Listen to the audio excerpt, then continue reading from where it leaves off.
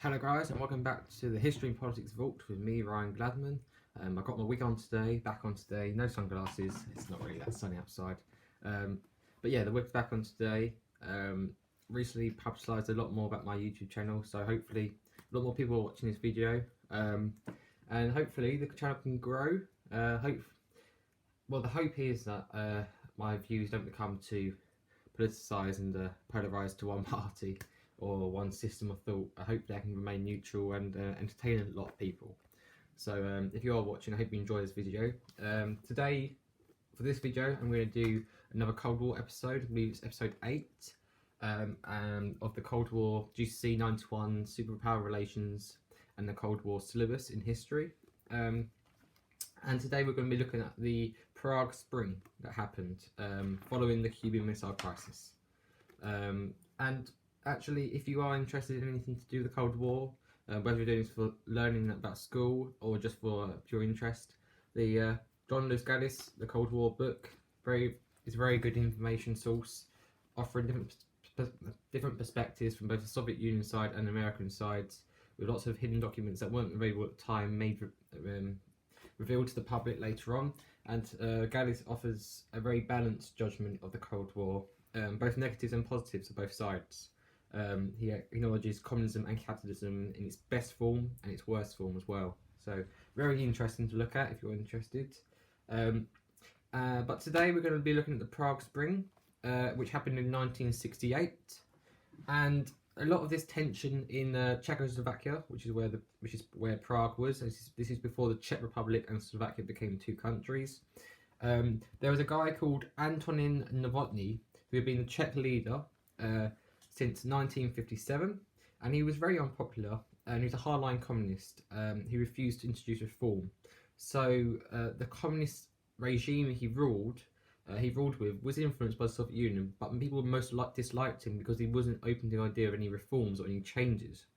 The Czech economy was in serious decline in the 1960s due to this hardline reform which had no changes, or very little changes in it, and this led to a fall in the standard of living. And any attempts that really were made by Novotny failed, and many Czechs began to demand some reform, and other people, they wanted other people to lead the country, such as this guy called Alexander Dubček, who in a series of reforms in 1968, when he became power, and he actually did become leader of the Czechoslovakia, he introduced a series of reforms, which are, if you look back now, are very progressive reforms, and many people would support them. But at the time, the Soviet Union wanted complete control of the country, and any reforms to relax control that they might have were fiercely opposed by them. So these reforms, some of them included the introduction to elements of capitalism in the economy, which the Soviet Union did not want at all, and included the creation of works councils representing the workforce, with the number one priority of improving working conditions for workers in factories, and the idea of increasing workers' rights through the enhancement of trade unions, which was something that the communist approach that the Soviet Union didn't see the benefit in doing at all. So by Dubček introducing these reforms, or planning to introduce these reforms, it was a clear sign that he was going somewhat further away from the Soviet Union plan for an Eastern European communist part of the continent. And because of the elements of capitalism that Dubček was wanting to introduce, he began to encourage the growth of opposition to communism. And many other Eastern European states, like with the earlier Hungarian uprising, could be influenced to revolt against the Soviet Union if they become too oppressive. So the Soviet Union had to do something, and the leader at the time, Brezhnev, was worried that Czechoslovakia might leave the Warsaw Pact, as Hungary had planned, or has threatened to do so earlier, and then NATO might move in to take them into their organisation instead.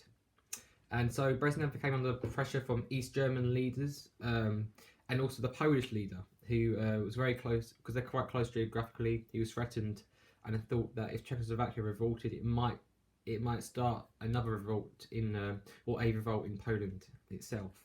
So on the 20th to the 21st of August 1968, there was thousands of Warsaw Pact troops entered into Czechoslovakia, and many Czechs threw petrol bombs at Soviet tanks as they moved through Prague. I'm not entirely sure why it's called the Prague Spring, but I assume that it's because it happened around springtime. Well, not springtime, summertime. But Prague Spring, sort of the spring element, was a jump forward, a reaction almost to the oppressive regime that Czechoslovakia had been under, and the introduction of Dubček has helped to enhance a more liberal country, maybe what many people had wanted prior to the communist takeover. And actually, Brezhnev was successful in stopping this overthrow of the communist threat, of the communist control in Czechoslovakia, and Dubček and other leaders were arrested and taken to Moscow, where they were forced to accept that the Prague Spring revolt had ended, and that Czechoslovakia would not move towards a different type of democracy if it wasn't a communist democracy, if that makes sense. I know communism isn't actually a democratically enhanced system of ideas, but the Soviet Union didn't want any capitalist democracy to exist within any satellite state in Eastern Europe. So some of the consequences, actually, the demonstrations that Dubček had been forced to stop actually went on until April 1969 of the next year. This opposition did actually influence a lot of other countries, maybe to think about revolting against their leaders. But luckily for the Soviet Union, in some sense, none of these threats or plans actually took hold. And because none of these plans took hold, Brezhnev, the leader, was able to introduce his Brezhnev Doctrine. And basically it said that all member states of the Warsaw Pact had to remain part of the Warsaw Pact. They weren't allowed to leave at all, which was a very clear sign, especially to Western Europe and to America, that there was no option really for Eastern states to ever become free of this Soviet control. If they wanted to, they couldn't. Even if they didn't want to, there was no hope of other countries influencing them and encouraging them to leave. However, a lot of these communist countries that were now forced to stay in the Warsaw Pact had a lot more maybe inclination to hold more elections, because, for example, the president of Romania refused to send troops to join the forces invading Czechoslovakia. So a lot more elections may be being held in different countries to promote this idea of liberal policies in politics and capitalist leaders. And because some of these presidents refused to send troops to help the Soviet Union, it was a growing sign maybe that, partly due to the Brezhnev Doctrine, but partly due just to the communist existence within their countries, they weren't happy with how the Soviet Union was controlling them. And even though they said they were doing it for their benefit, it's actually for the Soviet Union's benefit themselves. And this can be seen very, very clearly in the later Cold War, where Russia itself came out of the collapse of the Soviet Union, and maybe that was intentional all along. It was only meant to be one country. There was no way of relationships being formed between the different countries. The aim of the Soviet Union maybe was to just to take over land in Eastern Europe and form this one country. So the fact that many Eastern states had started to maybe doubt the Soviet Union in its approach actually led to a lot more opposition. And actually, this is 1969, and within the next couple of years, this period of détente would take hold, which is basically a peace period where there was not much action, military hostilities between the two superpowers, USA and Soviet Union. And even though there was growing resentment maybe towards the Soviet Union itself, a lot of countries didn't act as much because there was a growing accepted détente period within global politics, and a lot of people accepted that actually we need to de-escalate tensions, not rise them anymore. So we'll be looking at the détente period next time, and that'll be the start of key topic 3, which is actually called the end of the Cold War, 1970 to 1991.